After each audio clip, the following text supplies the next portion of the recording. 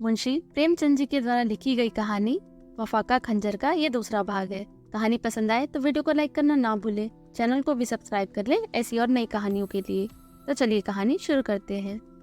अब देश में उठ रही युद्ध की मांग को देखते हुए जयगढ़ ने विजयगढ़ को श्री बाई को उनके देश पहुंचाने के लिए 24 घंटे का समय दिया।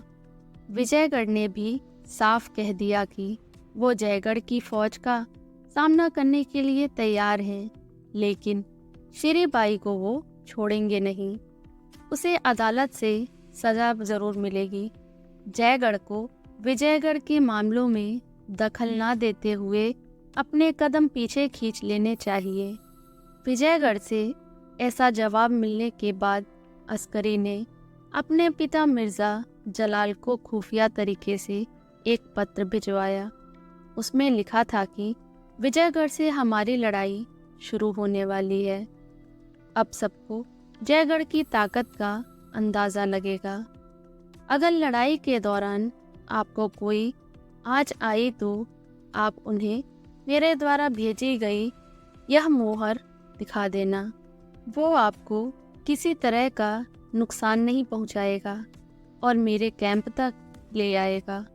साथ ही कभी मुझे आपकी ज़रूरत पड़ी तो मुझे पता है आप हमेशा मेरे साथ खड़े रहेंगे। धन्यवाद। यह खत भेजने के तीसरे दिन ही जयगढ़ ने पूरे बल के साथ विजयगढ़ पर आक्रमण कर दिया। दोनों राज्य की फौज का मुकाबला एक दूसरे से मंदोर के करीब 5 मील की दूरी पर हो रहा था। लड़ाई में विजयगढ़ के पास तोप की ताकत ज़्यादा थी तो जयगढ़ के पास पराक्रमी सैनिक थे। होते होते लड़ाई 1 महीने तक चली।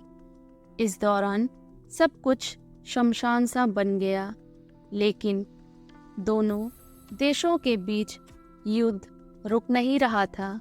फिर ऐसा समय आया कि विजयगढ़ पूरी तरह से जयगढ़ पर भारी पड़ने लगा। हर बार जयगढ़ को हार का मुंह देखना पड़ रहा था। अस्करी को पूरा जयगढ़ कोस रहा था कि इसकी वजह से युद्ध शुरू हुआ और सारे लोग तितर बितर हो गए। ऐसे हाल में अस्करी को सूझा कि मेरे पिता जिस किले की रखवाली करते हैं वो विजयगढ़ से अलग हो जाए तो आसानी से इन्हें हराया जा सकता है। उसने पिता को खत लिखकर कहा कि अब आप ही मेरी मदद कर सकते हैं। आपको अपने वतन का वास्ता है। आपको जयगढ़ को जिताने के लिए उस किले पर जीत हासिल करने में हमारी मदद करनी होगी।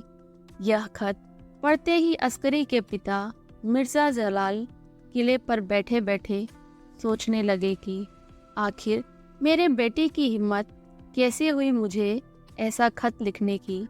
मैं भले ही अपने वतन से बेहद प्यार करता हूँ, लेकिन विजयगढ़ ने मुझे मुसीबत के समय सहारा दिया है।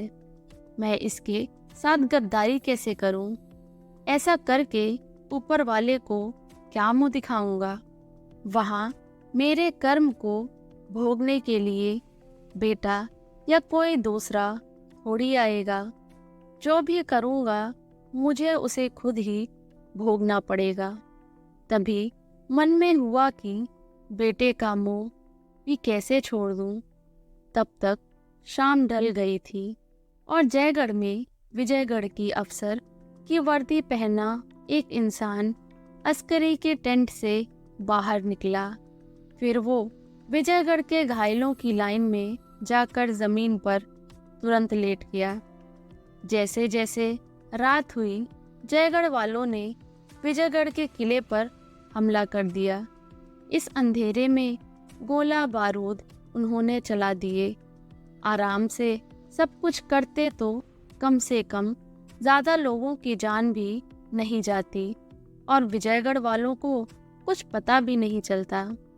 तभी मिर्ज़ा के मन में हुआ कि ये लोग यहाँ तक पहुँच तो नहीं पाएंगे और अगर पहुँच गए तो मुझे क्या करना चाहिए। फिर मन से आवाज आई कि 30 साल से जिस जगह से इज्जत मिली उसके साथ दगा करने की मैं सोच भी नहीं सकता। बस तो क्या करना है वो तो तय ही है। फिर अंदर से आवाज आई, क्या दगा करना हमेशा गुनाह होता है? अपने वतन के दुश्मनों से दगा करना गलत होगा क्या? तभी आसमान की तरफ से शोर होने लगा। शायद हवाई जहाज का शोर था। जयगढ़ वाले जीतते हुए नजर आ रहे थे। वो तेजी से किले की तरफ बढ़ रहे थे।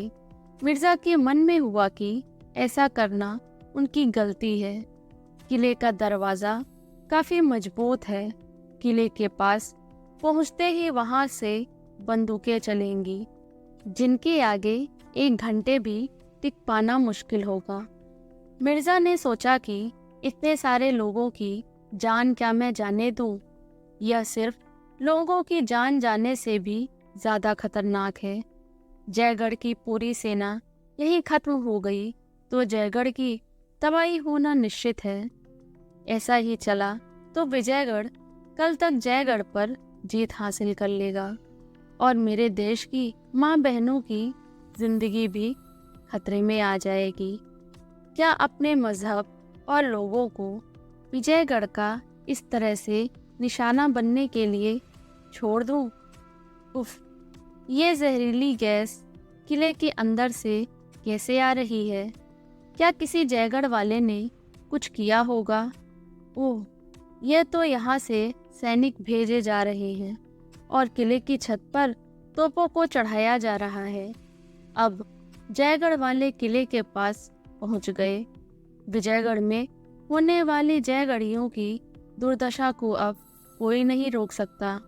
काश मैं कुछ कर सकता। मुझसे कोई जबरदस्ती किले की चाबी छीन लेता, कोई मुझे मार डालता।